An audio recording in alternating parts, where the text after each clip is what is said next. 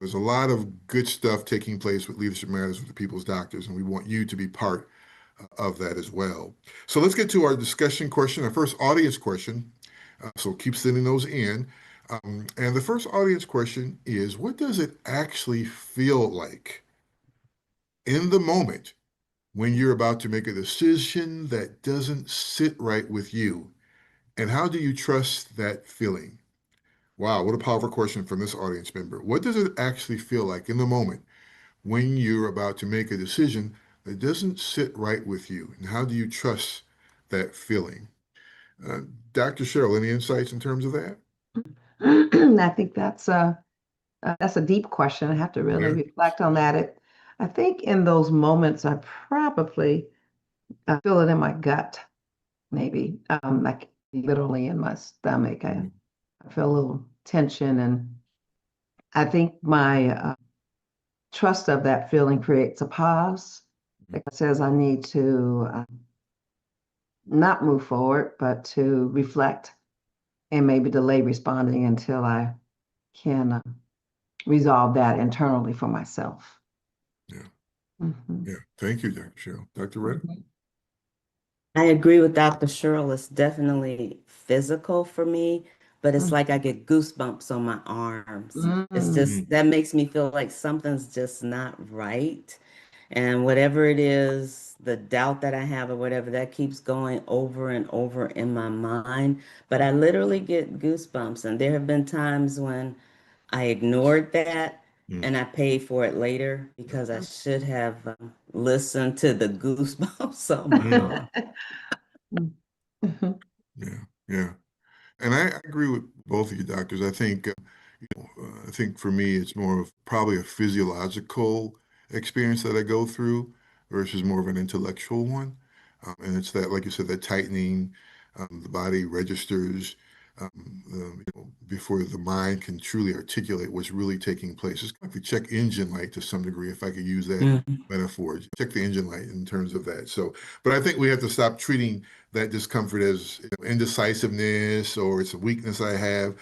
And really, it's a feeling as a discernment. It's an accumulation of everything we Mhm. know, all of our lived experiences that really are trying to play with us and make us understand that to be true to ourselves, our values, our purpose, and it's talking to you. So I think we have to learn how to build that trust muscle when it comes to some of that as well. So, but wow, what a powerful question. Wow, that's a way to start the discussion around ethics and integrity Mhm. with leaders. Wow, so great. Let's jump into it then. There's a number of things we want to explore. I think the first question I'll pose is how do you personally define integrity? And has that definition changed the longer you've been in leadership? What does that look like? What does that sound like? I'll go to you first, Dr. Redden, then I'll Dr. Chiro to join in on that question as well. Wow. Okay. Well, for me, it really is just doing the right thing, even if nobody else wants to do the right thing. As you both know, I do like rules. I like Really? standards. Really? Oh, really? Really? Really? Okay. And if we have them, as long as they're not immoral, their Mhm. rules are set there for a purpose. But I will follow those rules as long as they're there. So for me, it's doing that or reminding people that we need to do it and the reason why we have those types of things in place, even when it's not popular. Because once again, when it's not popular and I want to follow the rules, I'll get the goosebumps and my body knows before my mind will react. So, Mhm. but for me, it's doing that no matter what. Sometimes you have to just stand on what's right to do, even when others disagree. And those are things that you have to decide. Is that more important to you to stand on those values? Mm. And that's really important to me to stand on values and what I believe in. Okay, great. Dr. Cheryl, how about you? I certainly agree with integrity, as Dr. Loretta indicated with regards to doing the right things, and I'd say doing the right things for the right reason. And I've always thought of integrity as being honest with ourselves and honest with others.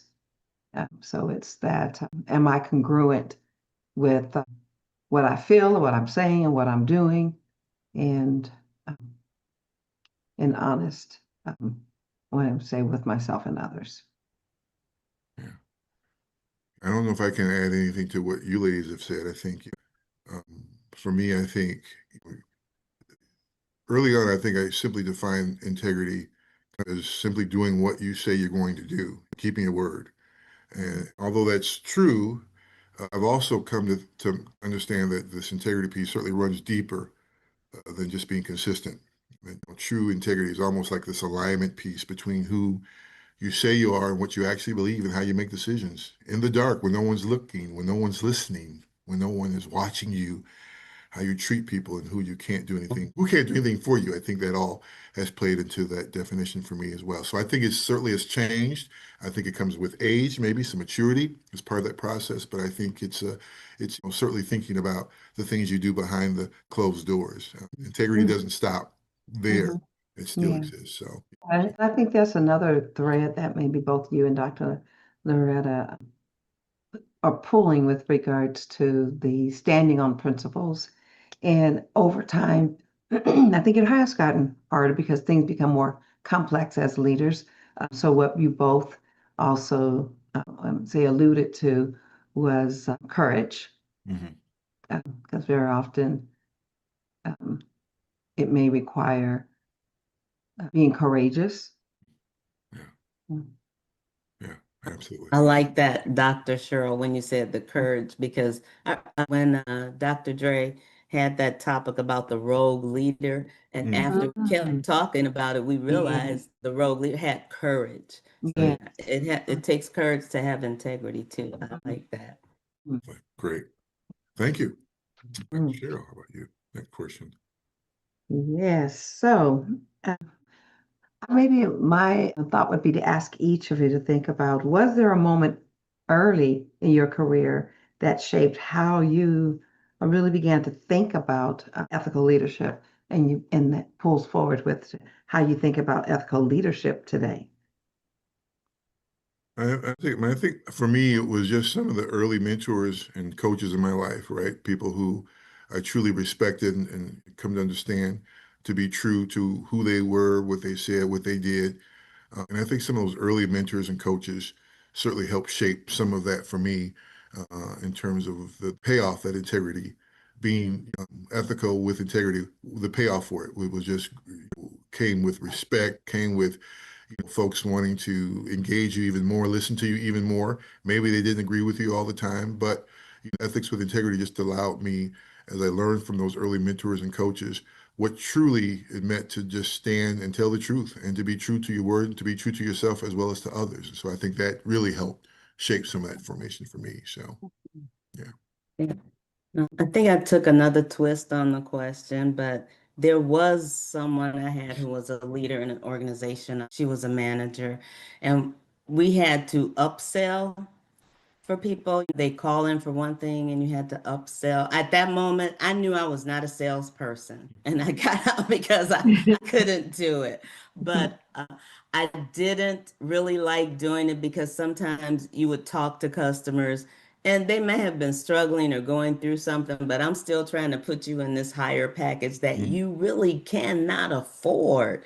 And that would just, again, rub me the wrong way. I tried doing it and I thought, if I ever get into leadership, I'm going to have to figure out something different, or this is not a career choice for me. So I really got to do something different because if it bothers me every day that I am trying to make people purchase a package that they really can't afford, if Mhm. that's really bothering me, I should not be doing this type of a job. And Mhm. eventually I did leave, but young hot shot out of school thinking, no, I can do anything. Could not do sales and never try sales again. No, and that's not a reflection. There are good salespeople. Oh, There are absolutely. good salespeople. That was just a situation where you were always trying Mhm. to upsell them into something else. So you're saying salespeople are sleazy and No, unethical? did I not I just just say want to there make are sure I'm good clear on that sales? because I know a lot of good sales There folks, and they're are always good trying to upsell. So is there, I don't know. There are. Well, it was almost like a bait and switch thing, and that Okay. just did not sit well with me. I couldn't do Okay. it because I wouldn't want someone doing it to me or someone I cared about when I know they could not afford it. So there are people who are very good Sure. salespeople who don't do it. But at that moment, I know I could not be in sales. Okay. All right. Great. I would have starved. Mhm. All right. All right. Great. Look, we're about a break here.